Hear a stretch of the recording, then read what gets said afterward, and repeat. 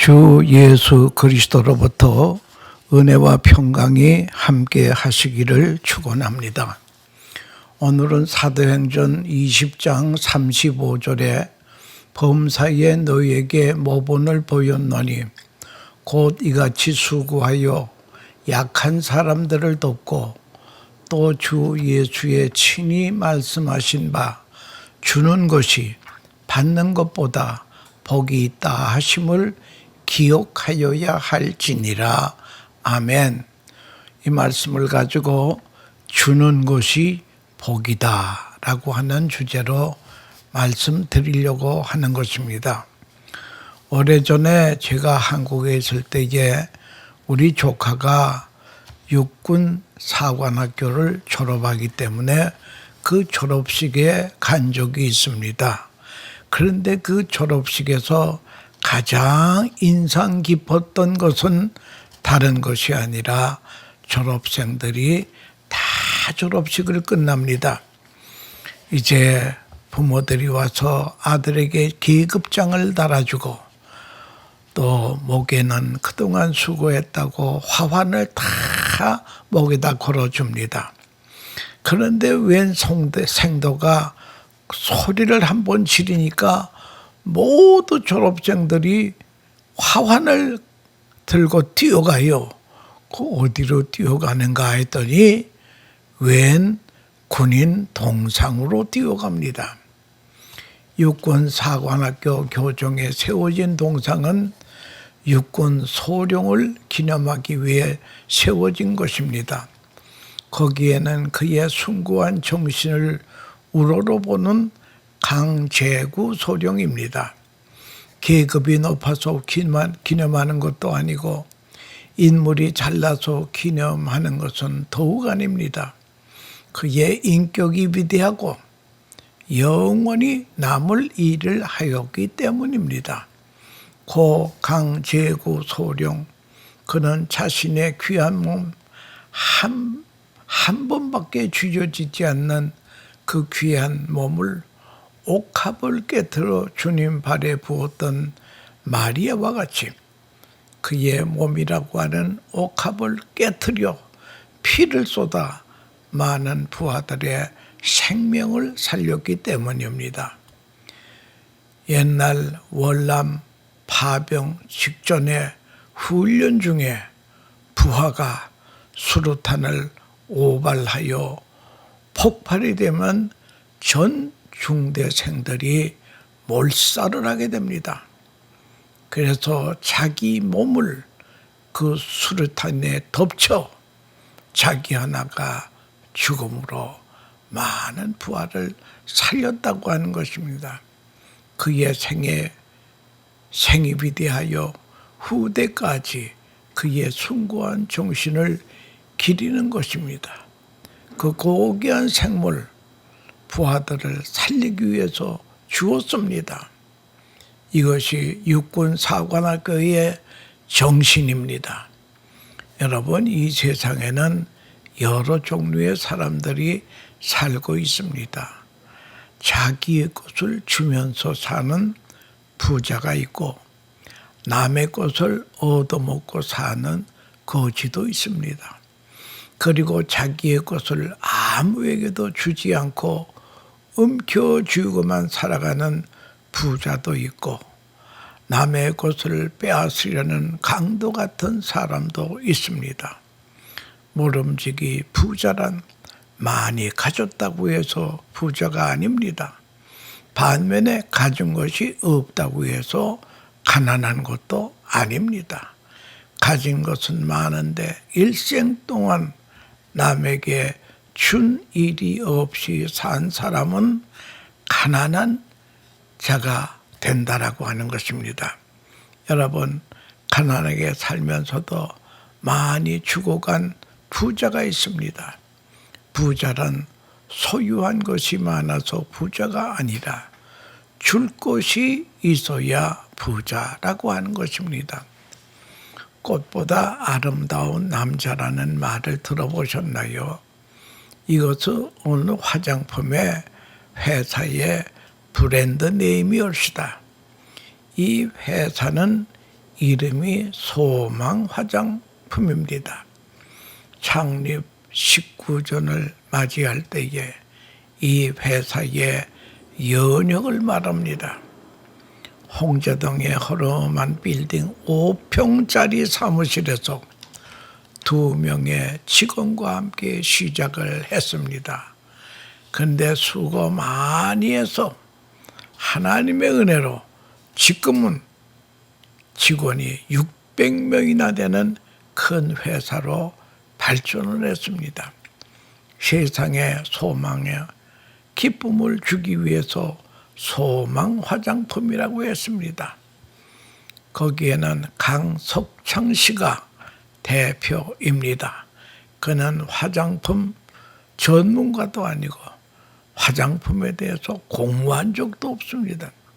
고등학교 중퇴했는데 몸이 약해서 학교를 마치지 못했다고 합니다. 처음에는 미용 재료상 하는 사촌형을 돕기 위해서 그 회사에서 심부름을 하면서 시작을 했는데 그때마다 너무나 어려워서 하나님께 매달리고 기도했습니다. 그리고 말씀을 의지하고 살았습니다. 깊은 신앙생활에 터득한 것은 고난을 통한 연단을 통해서 하나님의 역사하신다는 것입니다. 이 소중한 진리를 깨닫고 고통은 다른 하나의 축복이다. 질병이 복이고 가난이 복이고 어려운 고통이 나에게 주는 시련이 내게 주는 복이다 라고 하는 이 진리를 터득했다고 합니다. 그래서 어려운 일 당할 때마다 이래도 감사합니다. 또 다른 복을 기대하겠습니다. 처음에는 소득의 100분의 1을 하나님께 바치기 시작을 했는데 1995년 이후에는 순이익의 30%를 기아대책과 실럼 안과병원에 기증을 했습니다. 나눔의 기적, 고난의 축복을 깊이 체험한 간증을 듣게 됩니다. 여러분, 그 미국의 명문 대학인 하버드 대학의 대학생들을 상대해서 아주 이상한 실험을 해보았습니다.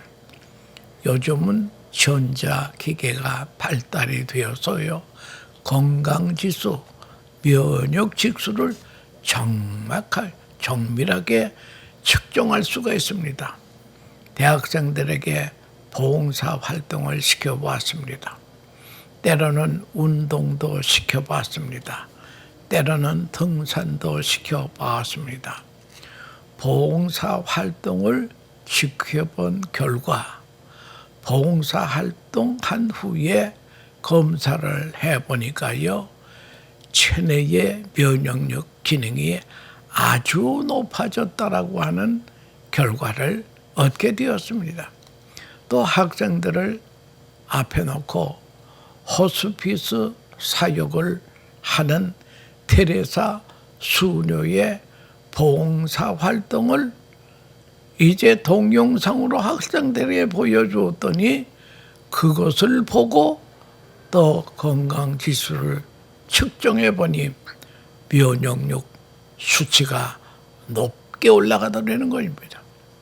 이 실험을 마더 테레사 효과라고 이름을 지었다고 하는 것입니다. 여러분, 봉사하는 것은 물론이고 봉사한 이야기를 들어도 건강지수가 높아진다는 거예요. 선한 일 한 이야기만 들어도 건강해진다는 거예요. 이것이 인간의 실존이라고 하는 것을 여러분 생각해 보면서 좀 깊이 한번 생각해 보십시다. 텔레비에 건강 100세라는 프로가 있습니다. 한 번은 주제가 천식이에요. 천식이 전 세계적으로 퍼지는 병인데 천식은 폐 기능이 나빠서 생기는 병이 아니라는 거예요. 기관지 협착증 때문에 생기는 병이라고 합니다. 미국에도 2천만 명이나 있다고 합니다. 세계적으로 천식이 제일 많은 나라가 영국이고 다음은 미국이라는 거예요. 그런데 제일 천식이 적은 나라가 중국이라고 하는 것입니다. 여러분, 중국이 옛날도 그렇지만 지금도 얼마나 열악한 나라입니까? 왜 중국입니까? 그들은 어려서부터 열악한 상태에서 살았기 때문에 이런 열악한 상태에서 스스로 면역력이 생겼다고 하는 것입니다. 그러니까 너무 깨끗해도 문제가 된다는 거예요.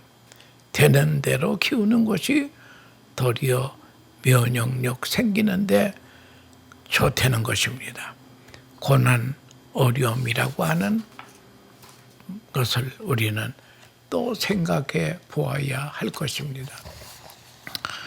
사도 바울은 다른 제자들처럼 예수님의 사역에 동참한 적이 없습니다. 그러나 제자이며 동생인 야고보는 야고보서의 3분의 1 이상이 주님의 말을 인용했습니다. 주님과 같이 다니면서 말씀을 많이 듣고 또 행적을 보았습니다. 바울은 그 많은 서신 중에 예수님의 말씀을 인용한 데가 거의 없습니다. 왜냐하면 예수님으로부터 같이 다니질 않으셨어요. 들은 바가 없습니다. 그저 들었다면 간접적으로 몇 마디 들은 것뿐입니다. 그래서 오늘 성경에 딱 한마디가 인용이 되는 것입니다. 주 예수께서 친히 하신 말씀, 주는 것이 받는 것보다 복이 있다함을 기억하여야 할 것입니다. 그리스도께서 하신 말씀을 기억하자고 하는 것입니다. 여러분, 복이란 무엇입니까? 복 받았다고 큰 소리 치는 사람 많이 있습니다. 흔히 복이라고 하는 것은 내 노력과 수고에 관계없이 받는 것을 복이라고 합니다. 재수 좋게 복 받았다 이거예요. 재수가 좋아서 로또에 당선이 됐다는 거예요.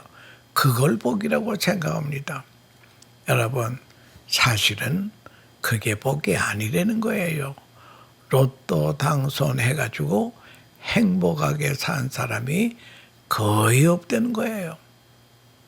또 받은 바 복을 소유하고 지킬 때의 복이라고 합니다. 사실은 그것도 복이 아닙니다. 복 중에 나쁜 복은 빼앗는 복이라는 거예요. 남의 것을 빼앗으면서 통쾌하게 생각하는 사람, 나쁜 복이 올시다. 사람은 더불어 행복해야 그게 진짜 복이라는 거예요. 착취하는 기쁨은 사탄의 마음이라고 하는 것을 알아야 될 것입니다. 주는 기쁨이 있다. 주는 기쁨이 있습니다. 주면서 기쁩니다. 상대방이 받고 기뻐하는 것을 보면서 내가 기뻐하는 것입니다. 마치 할아버지 할머니가 손자들에게 용돈을 줄 때 용돈을 받고 기뻐하는 것을 볼 때에 그 기쁨이 할머니 할아버지의 기쁨이라는 거예요. 이것이 높은 의미의 복이라고 하는 것입니다. 어떤 사람은 주는 것을 불행으로 여기는 사람이 있습니다. 빼앗기는 기분으로 주는 것은 주는 것이 아닙니다. 도둑 맞는 불행이 있습니다. 나도 모르게 도둑 맞았다 이거예요. 사기 당한 것 불행한 것입니다. 빼앗기는 것도 불행한 것입니다. 부득불 안 줄 수가 없어 주는 것, 형제 자식의 빼앗긴다. 이건 다 복이 아니라는 거예요. 부모에게 드리는 것도 빼앗기는 것으로 생각하면 그건 불행이 복이 아니라는 거예요. 또 다른 불행은 주고 받지 못하는 것, 그것도 불행이라는 거예요. 주기는 주는데 투자하는 마음으로 주었습니다. 그래서 보상받지 못하는 선행에 대한 칭찬, 듣지 못하는 것, 이것도 불행이라는 거예요. 인정받지 못하는 선행, 이런 것이 불행입니다. 자녀 키우는데 나도 이 다음에 커서 교도 받아야 되겠다 하는 생각으로 투자하는 마음으로 자녀를 키우면 불행한 부모가 된다라고 하는 것입니다. 예수님께서 하신 말씀이 있습니다. 죄자들에게 거저 받았으니 거저 주어라. 여러분, 우리가 세상에 올 때 가져온 것 하나도 없습니다.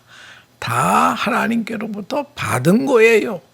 한 번 이사할 때 보면 엄청나게 받았다고 하는 것을 느낄 정도입니다. 하나님께로부터 거저 받았으니 거저 주라. 이런 마음으로 사는 사람이 행복한 사람이라는 거예요. 거저 받은 마음으로 거저 준다. 이것이 신앙의 기본이라고 하는 것입니다. 여러분, 강도 당한 사람하고 강도 질하는 사람하고 어느 쪽이 되고 싶겠습니까? 주는 자냐 받는 자냐? 우리는 당연히 주는 자가 되어야 할 것입니다. 주는 자가 된 것을 감사하고 줄 수 있는 마음 가진 것도 감사해야 합니다. 받으면 매이지만 주면 자유함이 있다고 하는 거죠. 또 받지 못한다는 불행자의 편이 되어서도 안 됩니다. 주님은 마태복음 20장에서 의미심장한 말씀을 하셨습니다. 인자가 온 것은 섬김을 받으려 함이 아니라 도리어 섬기려 하고 자기의 목숨을 많은 사람의 대속물로 주려 함이니라. 여러분, 예수님은 이 땅에 오신 것은 100% 우리에게 주시려고 오셨다고 하는 것입니다. 그리고 바라시는 것이 없습니다. 김태규라고 하는 교수가 쓴 사랑과 인생의 아폴로이즘이라고 하는 그 책에 볼 것 같으면 그분 사랑의 10계명을 거기 말하고 있습니다. 사랑은 뭐냐? 사랑할 때에 계산하지 말라. 두 번째는 사랑에 후회하지 말라. 세 번째는 되돌려 받으려고 하지 말라. 사랑할 때 조건을 달지 말라. 사랑할 때 다짐하지 말라. 사랑하면서 기대하지 말라. 사랑하면서 주고 끝내라. 의심하지 말라. 비교하지 말고 결과를 확인하려고 하지도 마라. 상황에 따라 기쁜 마음으로 주고 잊어버리라. 이것이 사랑이라는 거예요. 우리 주님은 보물을 하늘에 쌓아두라고 하십니다. 이것은 하늘에 저금하는 것입니다. 여러분, 우리가 세상을 떠날 때에 단 1전을 가지고 갈 수가 없습니다. 그런데 미리 보낼 수는 있어요. 왜? 이 땅에서 선한 일 한 것은 하늘나라의 보물 창고에 미리 저금하는 것이나 마찬가지입니다. 그래서 예수님께서는 보물을 하늘에 쌓아두라. 이것은 하늘나라의 데포짓, 저금하는 것입니다. 어느 목사님이 미국 유학을 하는데 전액 장학금으로 공부했습니다. 심지어 왕복 비행기 표까지 후하게 받았습니다. 그런데 그분이 그런 후한 장학금을 받은 배후의 스토리가 있습니다. 이 목사님의 유학 가는 이 목사님의 할아버지가 많은 신학생들에게 장학금을 주어서 목사가 된 분이 많다는 거예요. 그러면서 당신 할아버지가 내 학비를 대서 내가 목사가 되었네. 그리고 지금 목회를 잘하고 있네. 그래서 손자인 당신에게 나더 베푸는 것이라네. 여러분, 이런 분을 종종 만나게 됩니다. 이런 것이 진정한 아름다운 선행이라고 하는 것입니다. 선행은 오른손이 하는 것을 왼손이 모르게 하라. 은밀하게 하라. 그리고 선행은 하나님께 구워드리는 것이라고 했습니다. 냉수 한 그릇이라도 내 이름으로 주는 자는 결탄코 상을 잃지 아니하리라. 신학적인 의미에서 지극히 적은 소자에게 한 것이 곧 예수님께 한 것입니다. 그를 영접한 것이 곧 나를 영접한 것이라고 말씀했습니다. 사람이 죽을 때에 세 가지 후회를 많은 사람이 한다고 합니다. 첫째는 무엇인가니 좀 더 베풀면서 살았을 것을, 그렇게 인색하게 살지 말아야 될 것을 좀 더 베풀 수 있었는데 하고 후회한다고 합니다. 두 번째 후회는 무엇인가 하면은 좀 더 베풀 것, 그저 재산을 모으는 데만 힘썼다는 거예요. 즐길 줄을 몰랐습니다. 그것이 두 번째 후회고, 세 번째는 좀 더 내가 참았을 것을, 한 번만 더 참았다면 역사는 달라졌을 것이라고 하는 것입니다. 그런 세 가지 후회를 한다고 합니다. 좀 더 베풀을 걸, 좀 더 즐길 걸, 좀 더 참을 걸, 껄껄하다가 세상 끝났다는 거예요. 여러분, 은혜라고 하는 것이 무엇입니까? 주는 마음이 그게 은혜예요. 여러분, 주는 거 아무나 주는 마음이 없습니다. 줄 수 있는 마음이 은혜입니다. 줄 수 있는 능력이 은혜라는 거야. 줄 수 있는 좋은 기회가 왔다라고 하는 것도 은혜를, 죽어서 아무것도 바라지 않는다. 이게 성령님이 우리 안에 계셔야 이런 은혜를 받는 것입니다. 이 은혜가 우리와 함께 하시기를 축원합니다. 마지막으로 예화 하나를 들겠습니다. 보스턴에 있는 최고의 명문으로 알려진 하버드 대학 정문에는 로마서 2장 11절 말씀이 적혀 있습니다. 사람을 외모로 취하지 말라라는 문구에 비속이 있습니다. 이 글에 유래가 있습니다. 하루는 허름한 옷을 입은 두 노부부가 총장실을 방문하려고 하니 비서가 총장님이 종일 바쁘시다고 거절을 합니다. 벌써 그 비서도 보니까 옷을 허름하게 입은 노부부가 별 볼 일 없는 사람으로 보였기 때문입니다. 그러던 게 두 부부는 바쁘시다면 우리가 좀 기다리지요. 가지 않습니다.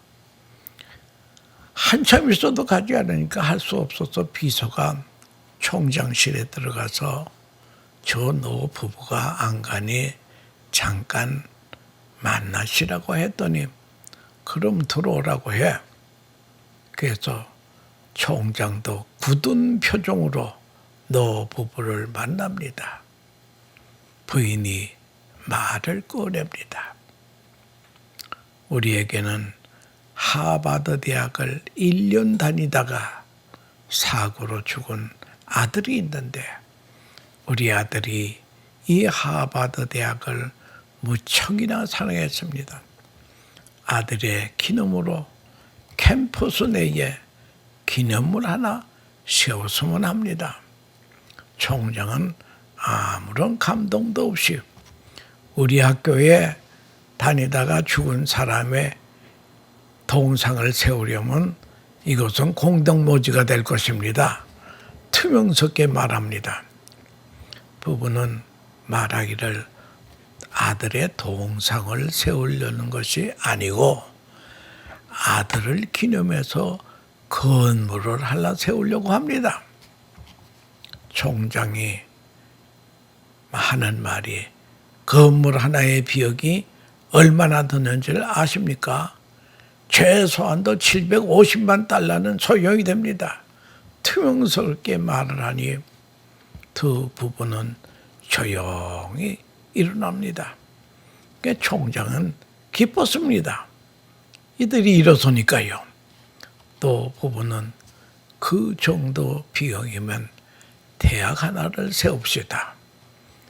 노 부부는 곧장 캘리포니아의 팔로알토로 가서 아들을 기념해서 대학 하나를 세운 것이 그 유명한 스탠포드 유니버시티입니다. 이들이 리랜드 스탠포드 부부였습니다. 하버드 대학은 사람을 외모로 보다가 큰 은혜를 놓치고 말았습니다. 우리는 사랑은 받는 사람 되게 해달라고 기도하는 것보다는 사랑의 능력을 주시옵소서, 주는 자로 살게 해 주시옵소서. 여러분, 지금 우리는 과거에 경험하지도 못하고 들어보지도 못하는 팬데믹 세상을 살고 있습니다. 코로나19라고 하는 것이 세계를 강타하고 있습니다. 어려움을 당하는 사람들이 주변에 너무 많이 있습니다. 이럴 때에 예수를 구주로 믿는 성도라면 우리 주위에 어려움을 당하는 이웃이 없는가 한번 살피는 좋은 기회라고 하는 것입니다. 우리 예수님께서 친히 하신 말씀, 주는 자가 받는 자보다 복이 있다 함을 기억할지니라. 이 말씀을 우리가 기억하면서 팬데믹이라고 하는 터널을 잘 통과하는 복된 성도들 다 되시기를 축원합니다. 감사합니다.